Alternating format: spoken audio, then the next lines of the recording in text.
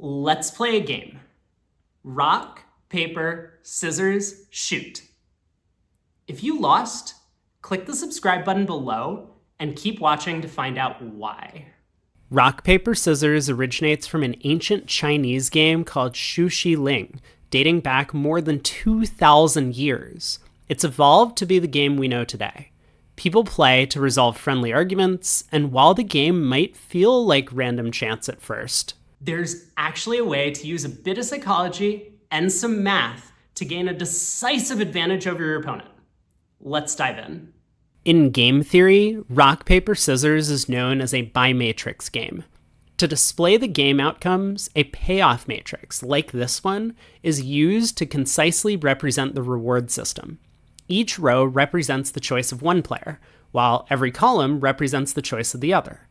The cells of the matrix represent the reward values for each player based on the outcome of that game. For example, if both players play rock, neither earns any reward, while if one player plays scissors and player 2 plays paper, player 1 earns a reward of 1, while player 2 earns a reward of -1. If the game is played repeatedly, we can talk about the score between two players as an accumulation of the points earned by each of them over the entire set of games.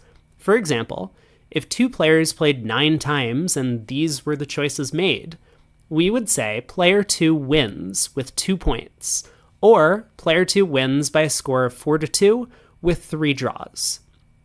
Player 1 is playing what we call a pure strategy because they always choose the same thing, in this case rock. Player 2 is playing what we call a mixed strategy, because they're choosing from more than one action. Every bi-matrix game has at least one optimal strategy known as a Nash Equilibrium. What's meant by optimal in this context is that no matter what your opponent chooses for their strategy, if you're using a Nash Equilibrium, you will always be expected to score at least as many points as they do. For rock, paper, scissors, the only Nash equilibrium can be represented as a mixed strategy where a player randomly chooses between the 3 options with equal probability. So, that's it.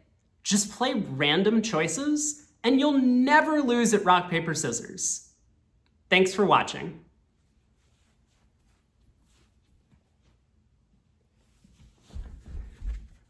Wait a minute. There are 2 major problems with this idea. First, no one can execute this strategy. We can't make random choices. Studies of human participants have shown that as a first move, rock is the most popular choice, followed by paper. It's also been shown that people rarely use the same move more than twice in a row, much less than the expected 1 in 9 chance that a random selection would create. On top of all this, people are biased by the success of an action. If they play rock and win, they're likely to play rock again immediately. If they instead play paper and lose, they're likely to switch to the choice which just defeated them, in this case, scissors. So beyond even being unable to generate a random choice, people's behavior is quite predictable, which leads to exploitable strategies. But this isn't even the biggest problem with the Nash Equilibrium. If we were able to generate a random choice, we could play this strategy and we would never lose. But could we ever win? It turns out that no matter what strategy our opponent is using, we will never score more than 0 points in expectation if we play randomly. That's because no matter what our opponent plays, we will always have a 1/3 chance to win, a 1/3 chance to draw, and a 1/3 chance to lose, netting us 0 points. Not only is this result quite boring, but it fails to capitalize on poor strategy choices from our opponents. Recall our first example where one player played rock every time?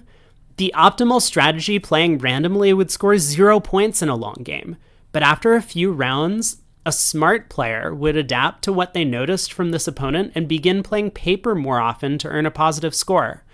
This might in turn lead to the first player changing their strategy and playing rock less often and scissors more.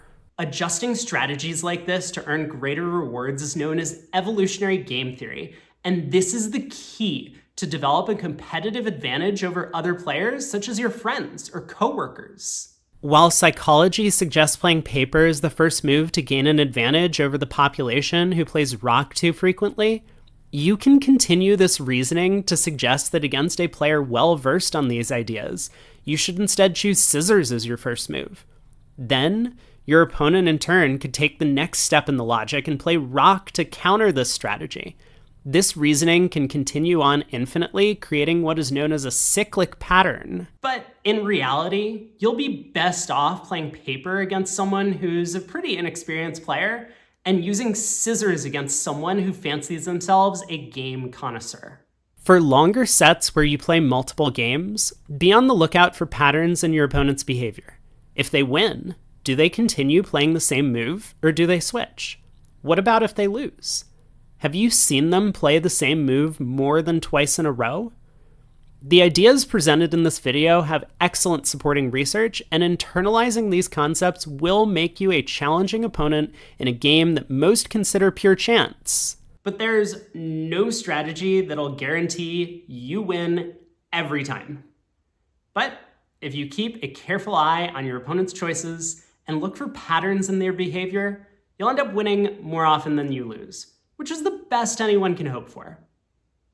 Let's try this one more time. Rock, paper, scissors, shoot.